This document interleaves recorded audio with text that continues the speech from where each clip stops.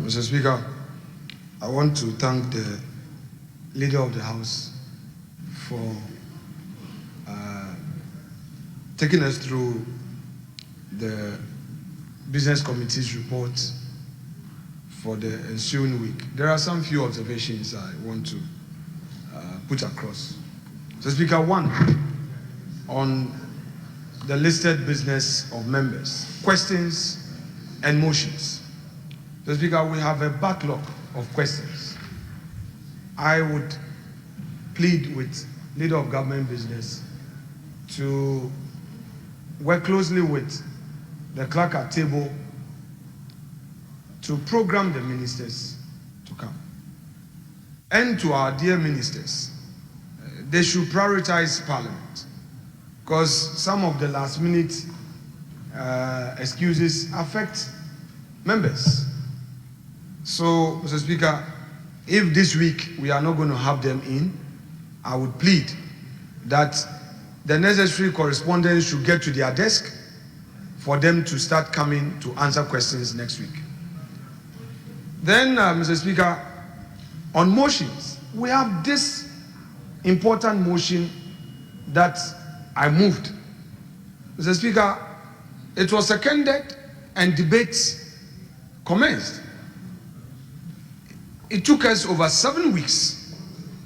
We couldn't take the motion on the mass dismissal.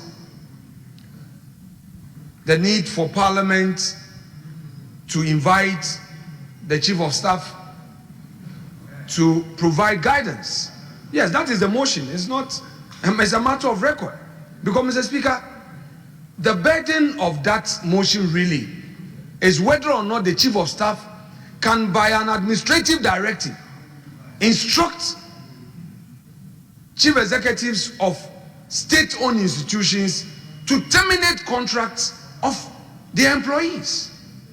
They are not part of the mainstream public service.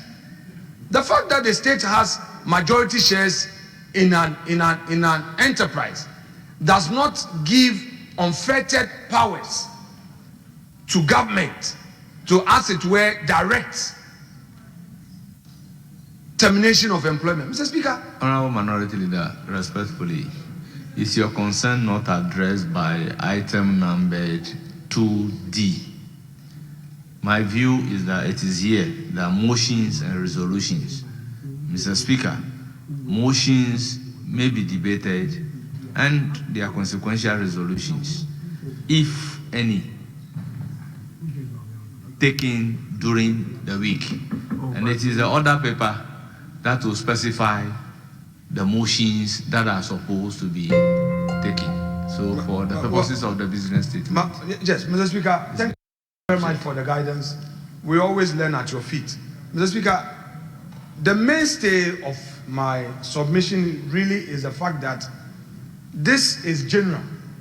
I am only appealing to the Leader of Government Business to ensure that we don't just make general provisions, but then we should ensure that the item or the subject matter appears on the order paper. That is the burden of my call. Okay. Yes. So I agree with you on that score.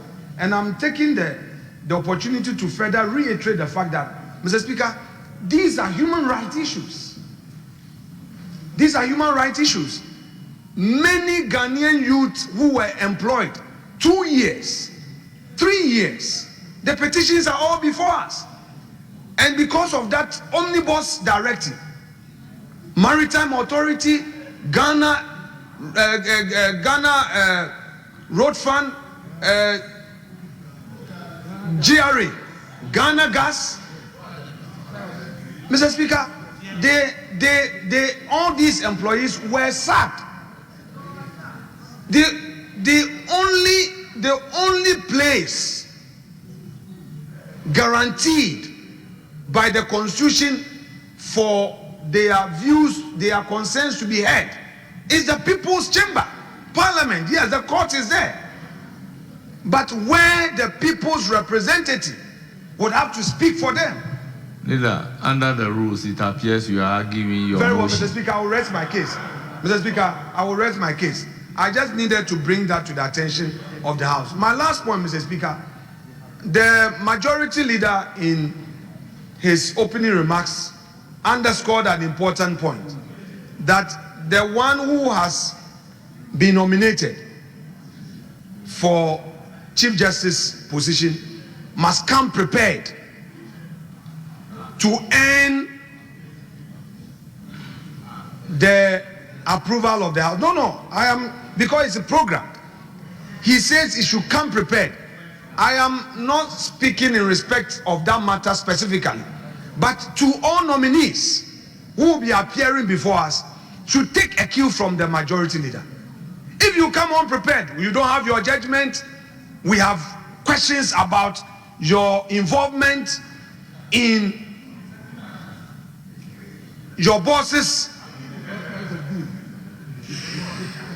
sacking, we have concerns about how you have behaved and all, you answer. You have to prepare. And I agree with the call by the majority leader that the person must come prepared. That is his call. So I'm just drawing his attention that it's not enough, but they should know, because we are not going to sit idly by. Already there are constitutional issues, whether or not Tokonu being in court, another person can be nominated. It's a matter of constitutional concern. But Mr. Speaker, this is not the time for it. This is not the time for it. This is not the time for it. Honorable the time will Minority come Leader, for a full debate on this. next statement. Very well. Yes. Mr. Speaker, I rest my case. I was just Thank drawing you his very attention. much. Yes, Chairman of the Business Committee.